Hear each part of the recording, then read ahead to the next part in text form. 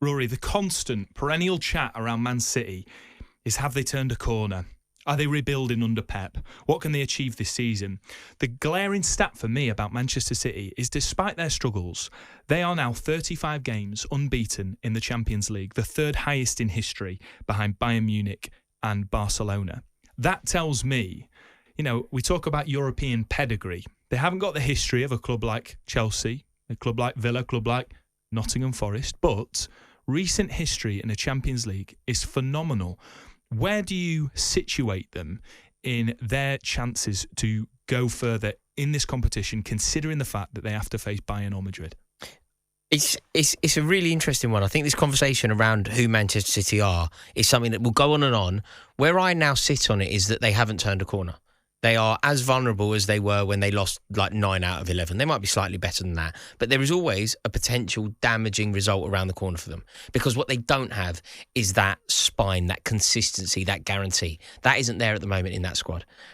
But they have something else. They have something that is almost perfectly suited and tailored to being a wonderful cup team. There is something almost poetic about Pep Guardiola going back to the Allianz Arena, the stadium where he failed to win a European Cup, to lift the European Cup with Man City. I saw today as well that Rodri had been registered for the next part of the Champions League, or at least they're hoping to do that.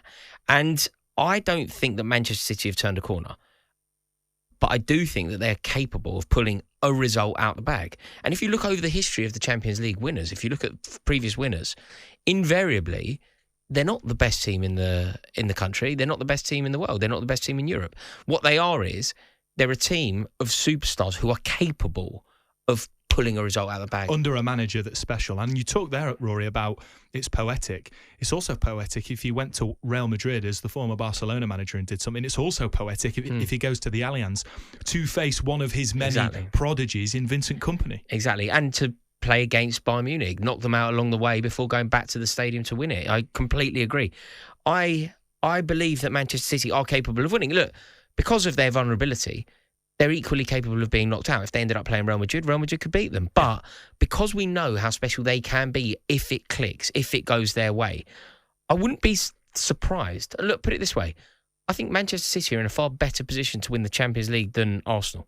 I was just going to say, and we'll get the odds in a moment from William Hill, but Arsenal are up there with one of the favourites to win the entire Champions League. They're one of the best teams in the Premier League. And you reckon City have got a better chance? City, I don't think Arsenal have a chance of winning the Champions League, to be totally frank. I just don't think that they're about that competition. I don't think it's who they are. I think they've got a fairly pitiful record in Europe, and this squad, as it is, isn't going to win in Europe. Like, they're not going to go to win in Europe when you really have to. It's so difficult. You have to do amazing things. Striker. You have to do amazing things. We constantly bring it up, but they do not have a recognised striker. Exactly. And at some point, what happens in the Champions League is you have to do something pretty mesmerising. At some point, you have to go to the Nou Camp and win. And I just don't think this Arsenal team are about that life. I think they're a good team.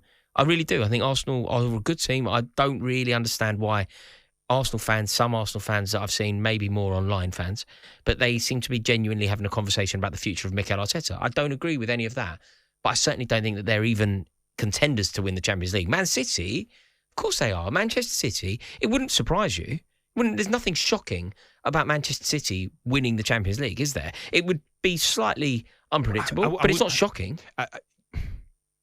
I would be pretty shocked considering the form they're on this season. But think of the run, though, Max. I would still be shocked. No, but Max, explore it. Like, so realistically, let's say at some point they get to a quarterfinals. I can't remember the specifics of the draw, but they play Inter Milan. Inter Milan had a very impressive group stage, right? Third or fourth, yeah. They play Inter Milan. Even though we know the vulnerability, even though we've seen Manchester City put in some, they've put in some terrible performances. The one that will always stick out for me is Manchester United. But Feyenoord was bad. Like they lost 9 out of 11. There's loads to choose from. If Manchester City played Inter and beat them home and away, that's not a shock. No, but the initial point you made was you wouldn't be shocked if they won it. Yeah, I don't think shocked is... That's different to saying beating Inter Milan in a quarter-final. Realistically, if you were to say how many teams are more likely to win it, it would only be 3 or 4, isn't it? Well, it might be 3 or 4, but then because there are clear favourites based on form in Europe. But then if you were to put Manchester City fourth, I don't think they'd be there on their own. I think they'd be a part of a group. So they'd be as likely to win it as like Dortmund or something like that. Yeah, probably. Yeah. Okay. Yeah, I mean, I don't think that's particularly controversial, but I don't necessarily think it's controversial. I just don't see it this season that they're going to win it. Right. Actually, I think if I think of the teams that are more likely than Man City to win it, I think you kind of always have to give Real Madrid the courtesy of saying that they're more likely to win it just because they're Real Madrid. More so, to compare that to City, much more so than City. And I know they've been slightly better, but Madrid are in a playoff. Yeah, but it's only really you go Liverpool are a better team, more likely to win it. You possibly go Barcelona are a better team, more likely to win it. You then go Real Madrid. I feel like then it's Man City. Yeah, fair enough. But this is to go back to the point earlier in the show, Roy, this is a point I'm trying to make about the new Champions League format. We're going to find out. We're going to find out what City are made of. We're going to find out if, and maybe I'll change my mind, if they can beat, let's say, Real Madrid. Yeah. I mean, Max, if they beat Real Madrid, let's say that fixture is how it ends up going. If they beat Real Madrid, they'll win the tournament. They beat Real Madrid, they'll win a tournament. And that becomes the poetry of the tournament. That's when the stars are aligning. That's Di Matteo's Chelsea. They could well beat Real Madrid on their day, on their night, but such has been the inconsistency of their season. I don't think you could sit there and say they're going to win it. You know, like the only team I can realistically see knocking Man City out of the tournament, realistically, would be Liverpool. I understand that something mad could happen. I understand that they could end up getting done by like a PSV or something wild. But the only team that I can realistically see taking Man City apart, dismantling them, it's Liverpool. They're the only team I think Man City should actually be scared of. On AM, on DAB, via the talkSPORT app and on your smart speaker. talkSPORT.